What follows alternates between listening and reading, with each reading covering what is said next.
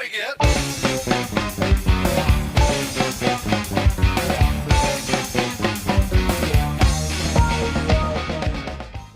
So speaking of playing jokes, so when Orlando came here, the back-to-back games, the back-to-back last season games, one of them I can't remember if it was the first one or the second one, but Gordy was here in Milwaukee, and he was hanging out with the Orlando bench, and he was warming up with them, kicking the ball around and stuff. Oh, it's when he got it's when he got released. It was like one of the last. It was Schleba's last game. It was the last Florida trip that they were here. Yeah. Oh, so it was the first Florida game then, not the second, because he played in the first one and not the second game.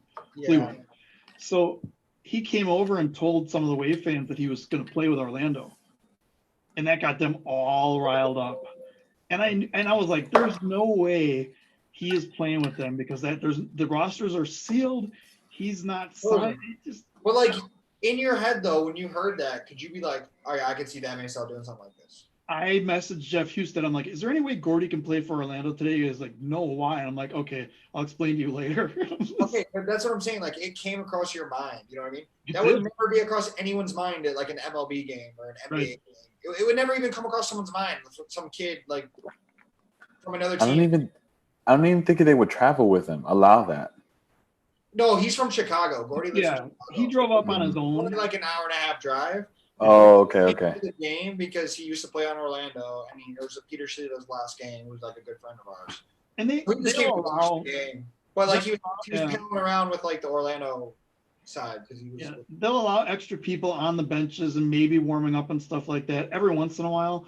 But then once the game starts, he wasn't on the bench at all. Yeah, he wasn't on the bench for like the game. Yeah.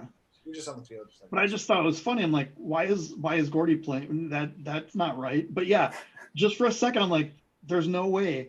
And then I told people, I'm like, there's no way this is happening. And they're like, no, that's what we heard. Gordy told us. I'm like, do you think, knowing Gordy, that he's never pulled a prank on anyone before? Like, but that was pretty good too, because he got probably 20 people believing that he was going to play. Yeah, exactly. Because I mean, could something like that happen?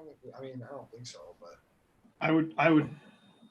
I could see it maybe as a prank, him doing the opening kickoff and then just taking off and heading back into the seats, or what, like Max always does. I do remember him on the field like kicking around with Orlando. Yeah, I remember looking over and seeing him doing that. Or the Rochester game. You probably missed all that.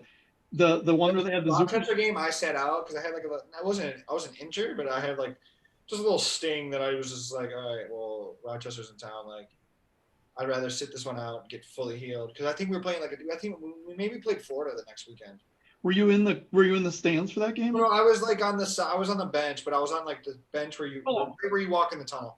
So you saw the whole Superstars thing where like the fish ate the guy? Yeah. It's one of the best things I've ever seen in a game. That was funny. And then he regular in his underwear or something, right? He like yeah. So I'll have to find. Was that your fan? I mean, that was their mascot, wasn't it? It was. I think it was a guy who came with the Superstars who just wore their shirt.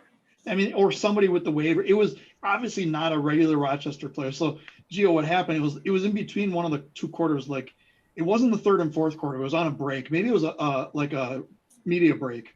Mm-hmm. And two guys in Rochester jerseys start kicking the ball back and forth, and then the big like shark guy from You've seen Superstars, right? Yeah. He comes out. And they start kicking the ball, and then one of the guy kicks the ball at the guy and bounces off the shark's like stomach area. And then they laugh, and then they kick, and they do it again. And then the shark comes up and eats the guy, and the guy jumps out. Like he's in the suit with him. Yeah, that's hilarious. He comes out, and he's only in his underwear, and he's running around, and he takes off. Yeah, he took like all his clothes off, and he comes down, he's in like a diaper, and he like took off sprinting. It was really bizarre. Like, it was one of the best things I've ever seen. You got to find the clip of that. Yeah, I remember when he came back out, the crowd like was going, like everyone started cheering when he like jumped back out of the suit.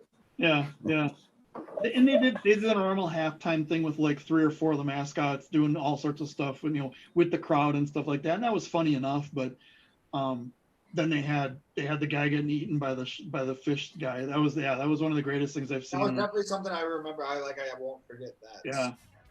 This has been In The Box. Make sure you're subscribed and you hit that bell icon so you can follow along as we put out new clips of our live show. And if you want to catch our live show, make sure you head over to our Facebook group page. We have a Friday night live show every Friday, 8:30 Central Time, 9:30 Eastern Time. Now, we'll be there unless something happens. Get up, everybody get up, everybody get up, everybody get down, everybody get up, everybody get up.